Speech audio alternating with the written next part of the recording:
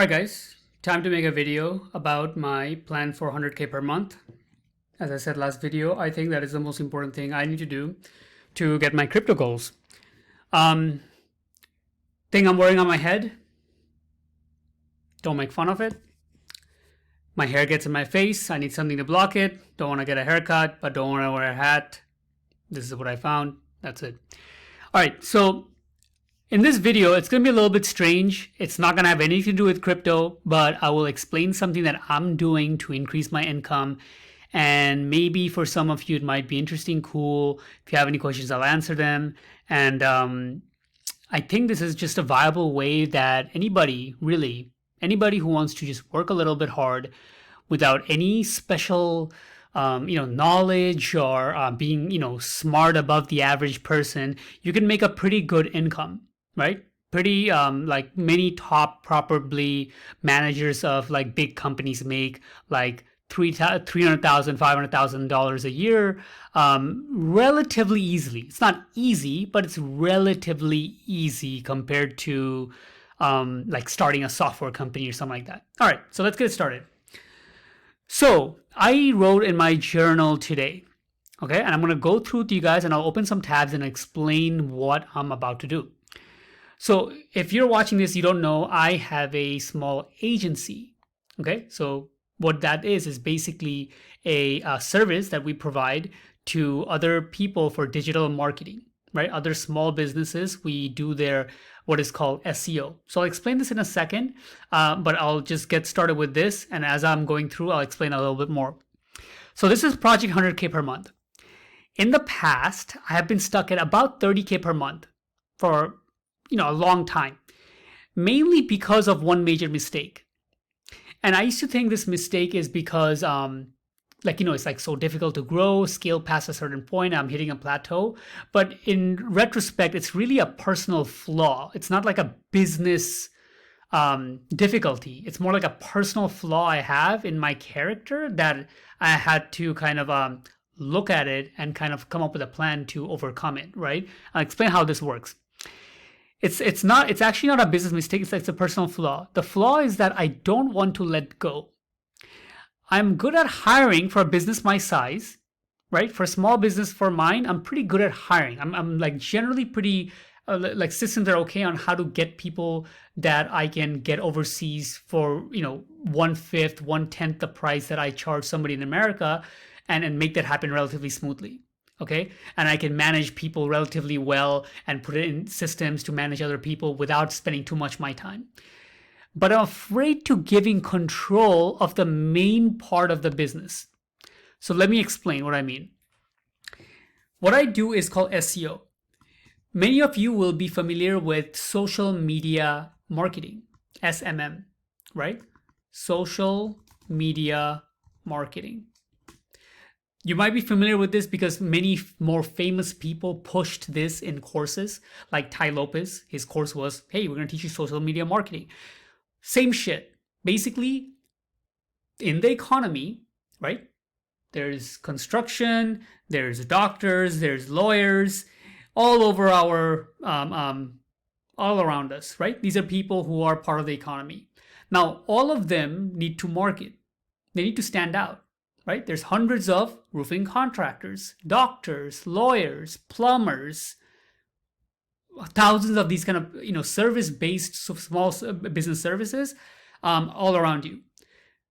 But to get your business, right? If I'm going and looking for a doctor right now, looking for a roofer, and I'm a customer, I'm just a normal individual, like a civilian.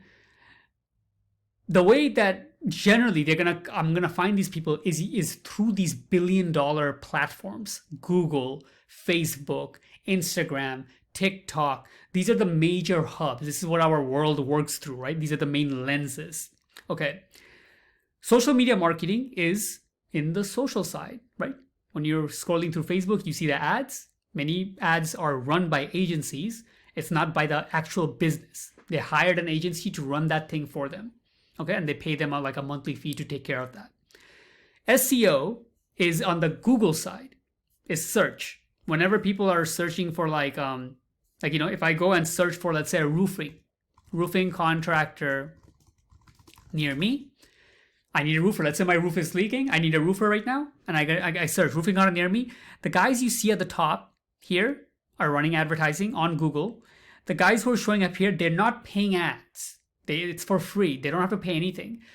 To show these guys, they have to have good SEO. That's basically search engine optimization. Now, without getting into too much down the rabbit hole in this direction, basically what Google created here is a organic system of like 200-300 factors that they keep it pretty secret. It's their algorithm that they grade businesses by the reviews you have, your website, how well it optimized, how fast it loads, what's the response, what's the customer experience, and what's the content, the tags, all this kind of stuff, your reputation. It takes into everything account, and if you're really doing well, you will show up here.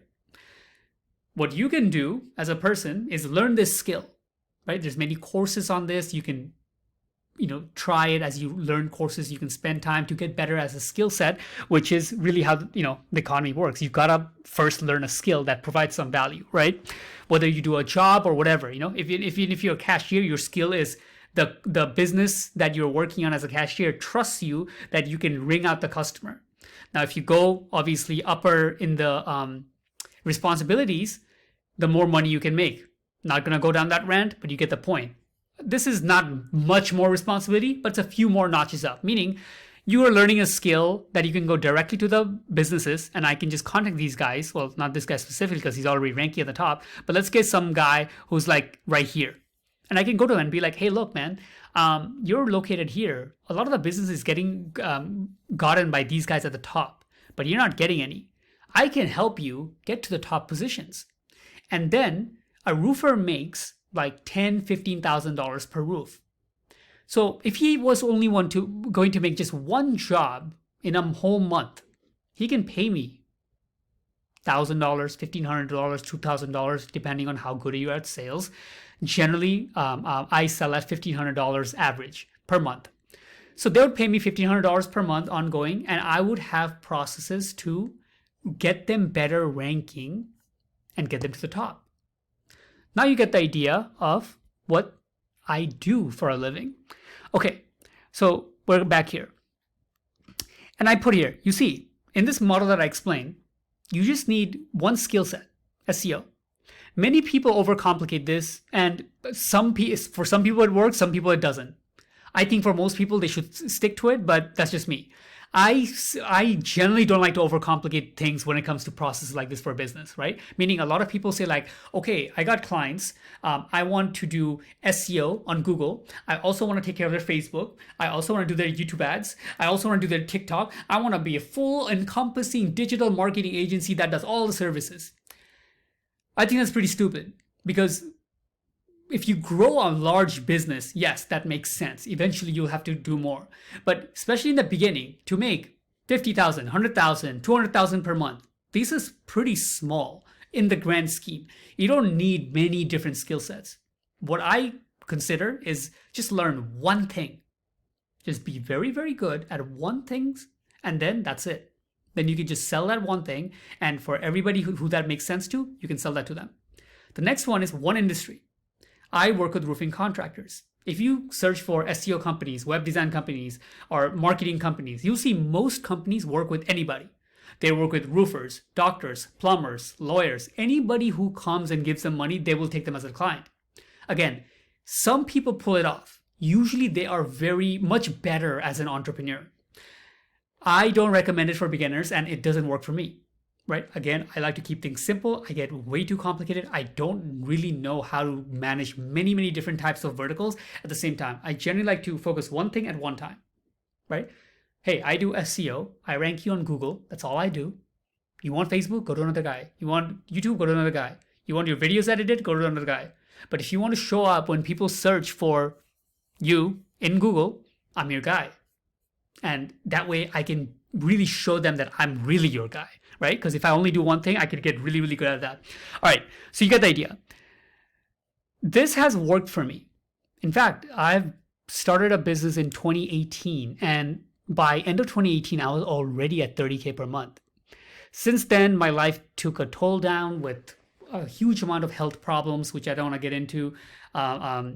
is just I have a very unlucky condition. It's very extremely rare. It's an autoimmune condition where basically I'm almost reactive to a lot of environmental toxins. I can't go near detergent, sunlight too much, can't get too hot, too cold. I can't eat most foods, and the list goes on. And that hit me on 2019. And since then, I've been stuck in my business until the savior came called crypto. That was in 2021. And I thought that, hey, I don't need to make more money in the business. I can just go on this crypto journey and make millions of dollars. And I was able to go from, like what, 250, 300K to, few $1,000,000 at the peak. And then I basically lost it all. And then whatever I gained, even like lost since June, went up, and I lost half of it, a little more than half, in the recent downturn. It's brutal.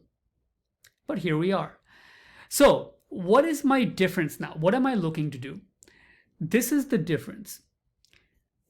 As I told you, this SEO skill, now in the beginning, I learned it and I was doing it for clients, like 5-6 clients. I was making about $4,000 or $5,000. I was really happy. I got to quit my life insurance door knocking job that was only by commission. It was horrendous, but it taught me sales.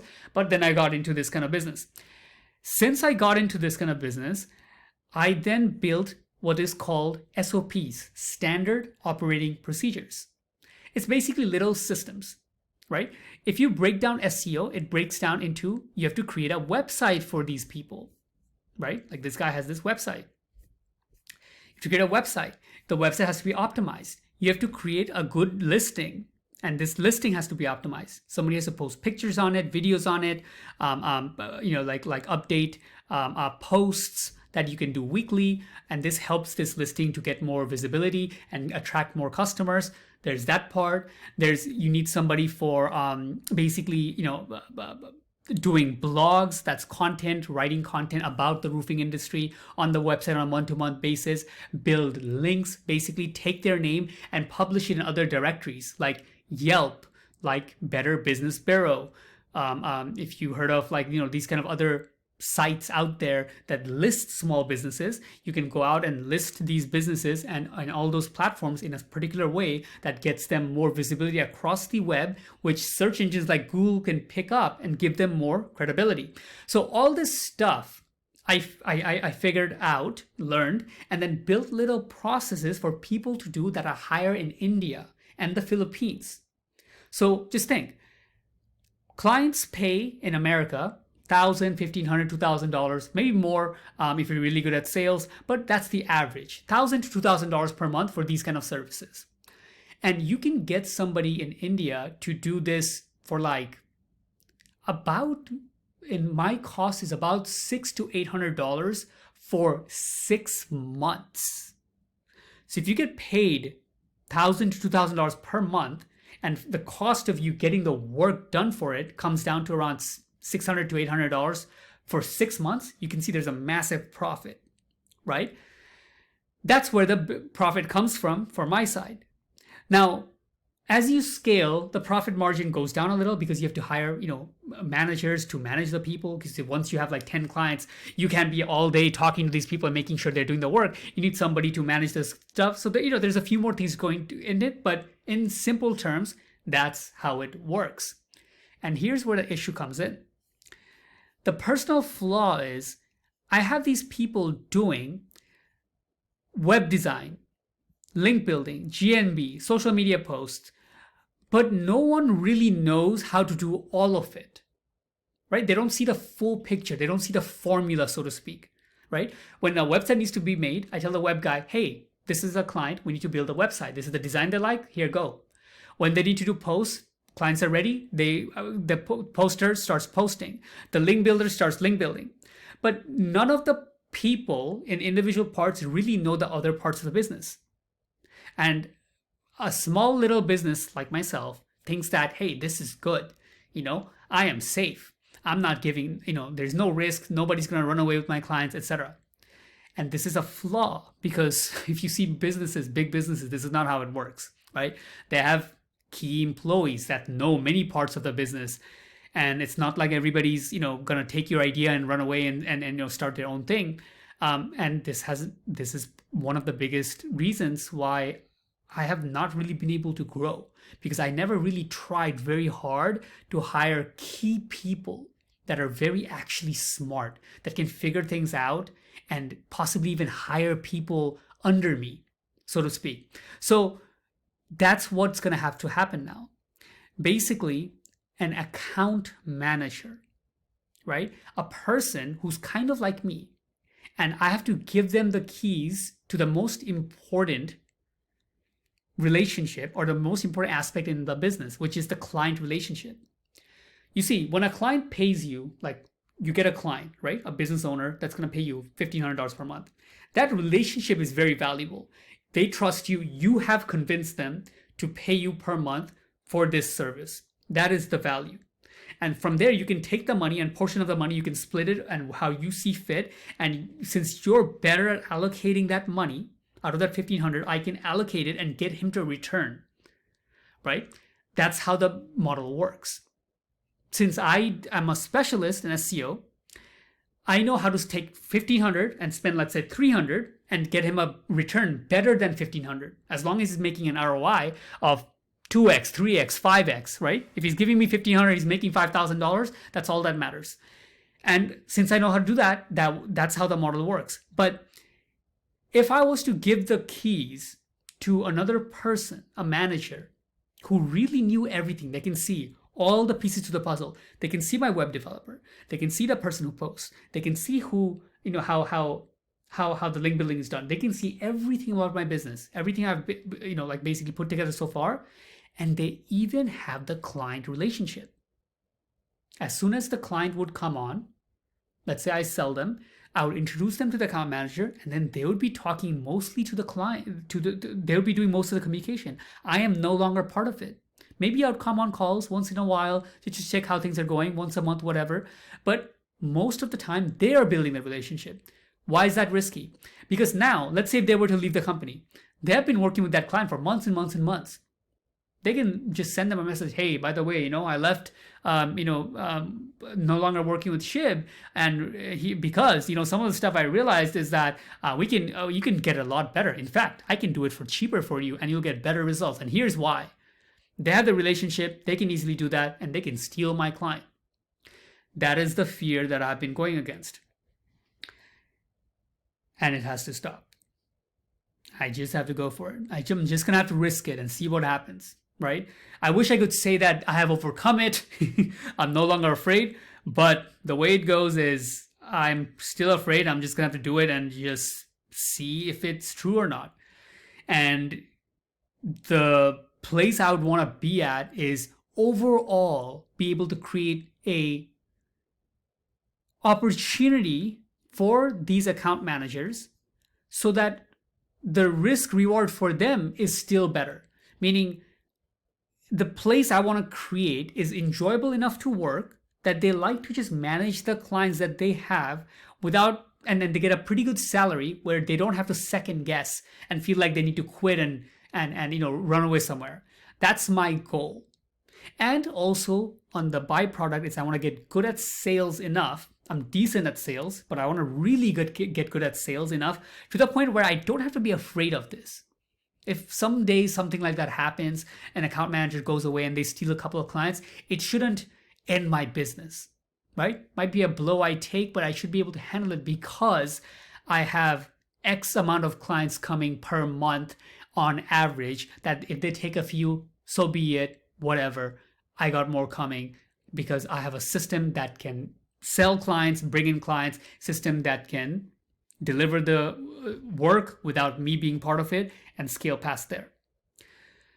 The math to get to 100K per month for me is actually pretty simple still. If that can be done, what I just said, one account manager can manage about 20 to 25 clients, right? So I didn't do the math on that, but if each client pays $1,500, $1,500 times let's say 25, right? Max is 25, more likely like 20. That's like $37,000 per month per manager. To get to 100K, I just need like 3 managers.